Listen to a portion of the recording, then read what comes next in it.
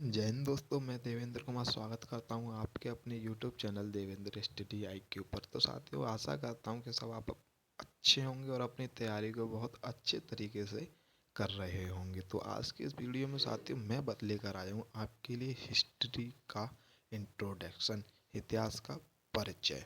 इतिहास के बारे में जितने भी पॉइंट हैं वो मैं आज इस वीडियो में करने वाले हैं। इसमें अभी हम फिलहाल में इंट्रोडक्शन की बात करेंगे, तो हम पहले देख लेते हैं इतिहास किसे कहते हैं। इतिहास किसे कहते हैं? इतिहास हमारा एक ग्रीक शब्द है, ग्रीक शब्द जिसको हिस्टोरिया से लिया गया है। किसे लिया गया साथियों? हिस्टोरिया से इसको लिया गया। हम इतिहास कहते हैं, इतिहास को हम दो हम बांट सकते हैं, एक इति और एक हास में। किसमें? इति और हास में। इति का होता है हमारा हिंदी अर्थ बीती हुई, और हास का मतलब होता है घटित हुई।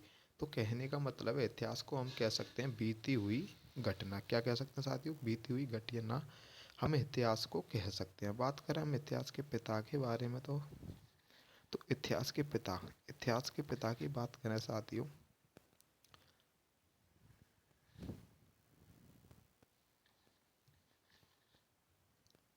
तो इतिहास के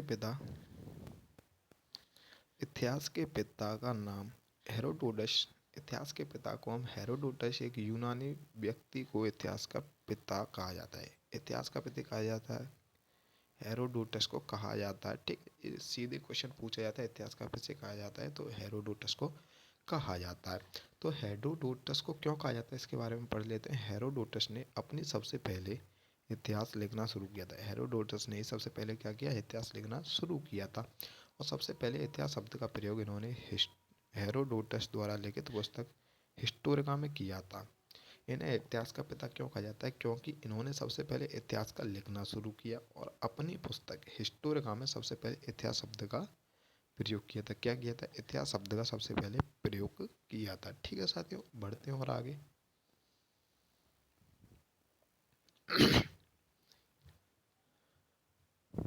बात करते हैं हम BC और AD के बारे में। तो BC होती है हमारी before of Christ, before of Christ, और AD होती है हमारी एनो डोमिनी। एनो डोमिनी कहने का मतलब जीरो से पहले हम क्या बोलते हैं उसको? BC या फिर ईसा पूर्व। जो जीरो से आने वाले समय को हम क्या बोलते हैं? ईसवी बोले तो AD, एनो डोमिनी कहते हैं। ठीक है, घटते हुए क्रम को ईसा पूर्व और बढ़ते हुए क्रम को बोलते हैं ईसवी। तो इस घटते हुए क्रम का मतलब है ईसा मसीह के जन्म से पहले, और बढ़ते हुए क्रम का मतलब ईसा मसीह के जन्म के बाद का समय, जैसे हम AD कहते हैं। बात करें हम इतिहास की,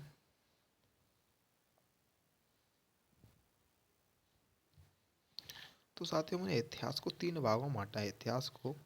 इतिहासकारों ने तीन भागों में बांटा। कितने भागों में बांटा साथियों? हमने तीन भागों में इतिहासकारों ने इतिहास को बांटा है। पहला भाग है हमारा प्राग ऐतिहासिक काल, दूसरा है आधे ऐतिहासिक काल, और तीसरा है ऐतिहासिक काल। ठीक है, जिससे हमने प्राग ऐतिहासिक काल को हमने उसको हम पाषाण काल या फिर ताम्र काल भी कहते हैं। क्या कहते हैं? जैसे हम पाषाण काल या ताम्र काल भी कहते हैं। हम आधे ऐतिहासिक काल को उत्तर पाषाण काल कहते हैं। ठीक है, बात कर ले प्राग ऐतिहासिक काल को पहचानेंगे कैसे, तो इसमें हमको साथियों में कुछ भी कोई लिखित साक्ष्य नहीं मिले। ठीक है, इसमें कोई भी लिखित साक्ष्य नहीं मिले, और आधे ऐतिहासिक काल को पहचानने के लिए हमें इसमें लिखित साक्ष्य प्राप्त हुए, लेकिन उन्हें पढ़ा नहीं जा सका। हमें इसमें साक्ष्य प्राप्त हुए लेकिन इन्हें पढ़ा नहीं जा सका। और ऐसे हमें लिखित साक्ष्य मिले और उनसे पढ़ा भी जा सका था। हमें ऐतिहासिक काल में लिखित साक्ष्य भी मिले और उन्हें पढ़ा भी जा सका। इसीलिए हमने इनको तीन भागों में इतिहासकारों ने इनको बांटा कि पहले में जिसमें हमें कोई भी साक्ष्य प्राप्त नहीं है, दूसरे में साक्ष्य मिले लेकिन पढ़ा नहीं गया, तीसरे में था हमारा लिखित साक्ष्य प्राप्त हुआ और उनको पढ़ा भी गया। तो बात कर लेते साथियों हम और आगे।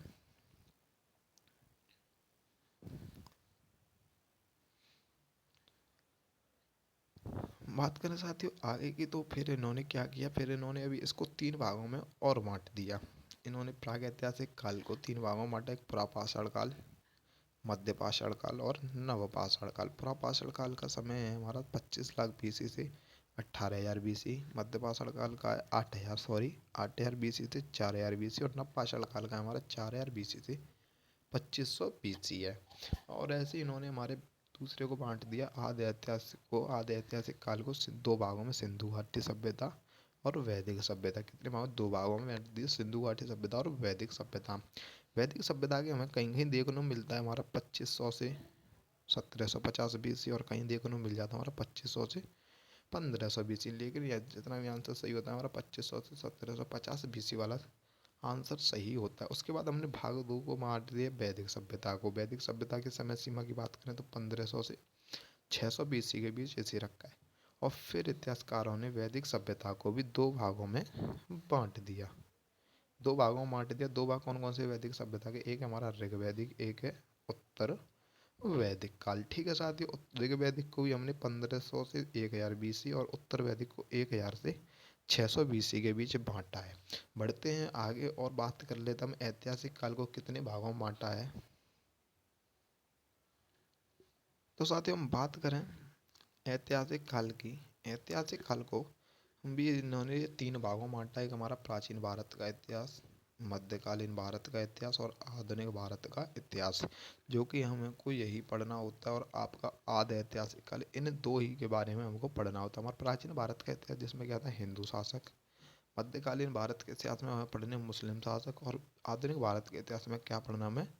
ब्रिटिश शासकों के बारे में पढ़ना है। बात करें इसके समय की तो समय हमारा 600 BC से 712 AD तक प्राचीन भारत का इतिहास। और मध्यकालीन भारत का हमारे 712 AD से 1707 AD तक। और 1707 AD से अब तक हमारा आधुनिक भारत का ही इतिहास चला हुआ आ रहा है। ठीक है साथियों, बात करें और एक और नया पॉइंट। अगला पॉइंट है साथियों कि भारत के इतिहास को तीन भागों में स्कॉटिश अर्थशास्त्री, एक स्कॉटलैंड के अर्थशास्त्री और दार्शनिक थे जेम्स मिल ने 1817 में विभाजित किया था। जो कि भारत का इतिहास है, भारत का हिस्ट्री ऑफ इंडिया है, जिसको हमारे भारत के इतिहास को तीन भागों में किसने बांटा था? एक स्कॉटिश अर्थशास्त्री हैं जेम्स मिल, इन्होंने 1817 में इस भाग को बांटा था। तो साथियों आज का ये वीडियो हमारा यहीं पर समाप्त होता है। तो मिलते हैं अगले एक और नए टॉपिक के साथ और करते हैं अच्छे से अपनी तैयारी की शुरुआत। तो अगर आज का ये वीडियो हमारा अच्छा लगा हो तो वीडियो को लाइक कर लें, चैनल को सब्सक्राइब कर लें, बेल आइकन को भी प्रेस कर लें। जय हिंद, जय भारत।